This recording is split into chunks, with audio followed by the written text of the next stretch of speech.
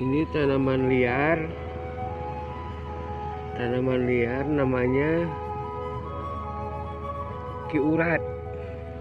Ki urat ini untuk obat wasir yang berdarah.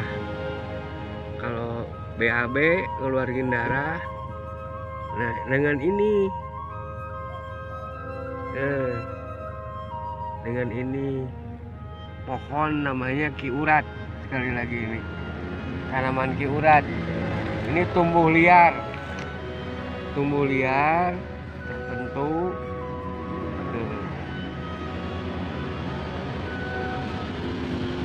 Ki urat caranya ini nih, ambil dengan akar-akarnya, dibersihin. Lantas rebus, diambil airnya kira-kira ya dari 1 liter jadi 1 gelas atau 2 gelas gitu.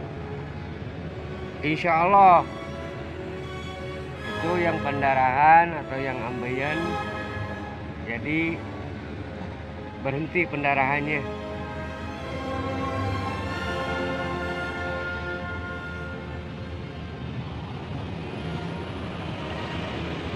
Itu berdasarkan pengalaman